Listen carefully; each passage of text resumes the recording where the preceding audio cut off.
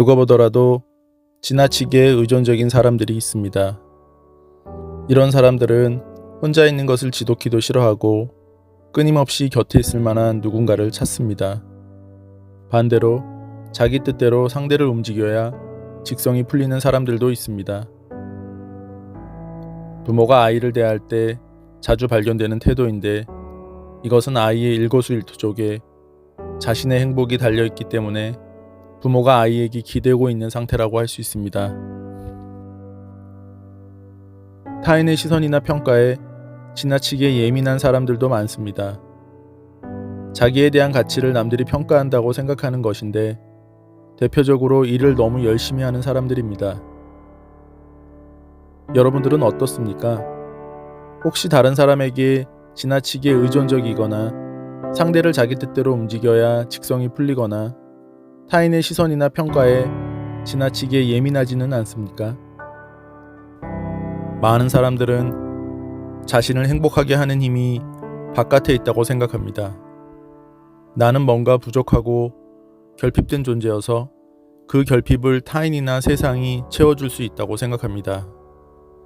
그래서 성에 차지 않는 배우자와 자식을 원망하고 마음대로 흘러가지 않는 세상 일을 탓합니다. 그런데 자신을 행복하게 하는 힘이 바깥에 있다고 생각하는 한 완벽해지기 위한 노력에는 끝이 없다는 게 문제입니다. 타인에게 인정받는 일에 끝이 있을까요? 성공의 끝이 있을까요? 그리고 외부의 요소들을 우리가 통제할 수 있을까요? 자기 힘으로 어쩔 수 없는 일과 자기가 정말 통제할 수 있는 일을 구분하는 능력은 심리적 어른되기의 핵심입니다. 타인, 세상, 과거는 통제 불가능한 일들입니다. 반면 세상을 받아들이고 행동을 결정하는 내 마음만은 내 통제하에 있습니다. 그 마음을 잘 읽고 다스릴 줄 아는 것, 그것이야말로 인생을 내 의지대로 이끌어가기 위한 유일한 방법입니다.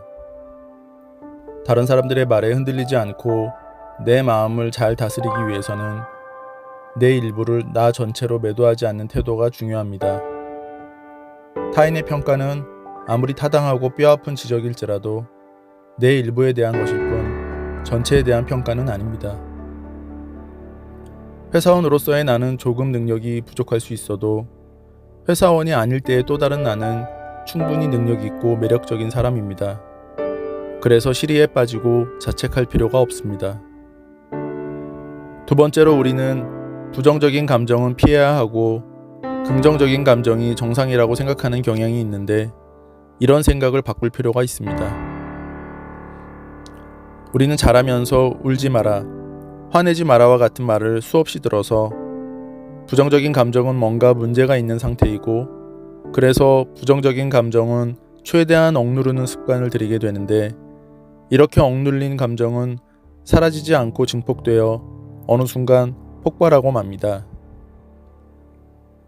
우리가 가끔 아무것도 아닌 사소한 일에도 욱하게 되는 이유입니다.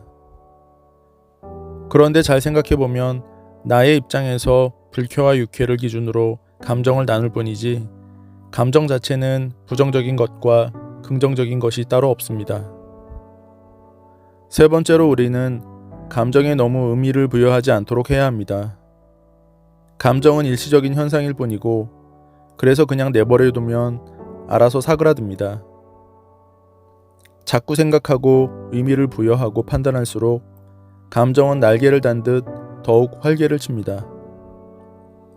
그리고 감정이 드는 순간 알아차리는 훈련을 해야 합니다. 감정에 바로 반응하지 않고 감정을 느끼는 나에게서 한 걸음 떨어져서 감정을 관찰하는 나의 힘을 키워야 합니다. 명상을 하게 되면 관찰하는 나의 힘이 세지게 되는데 그러면 감정이 일어나는 순간 먼저 그것을 살피게 되고 즉각 반응하기 전에 조절할 수 있게 됩니다. 불확실성의 시대에서 인생을 내 의지대로 이끌어가기 위해 내 마음을 잘 읽고 다스릴 줄 아는 것은 더욱더 중요합니다. 오늘 하루를 시작하기 전 나를 대하는 태도, 타인을 대하는 태도, 세상을 대하는 태도에 대해 다시 한번 생각해 보는 건 어떨까요?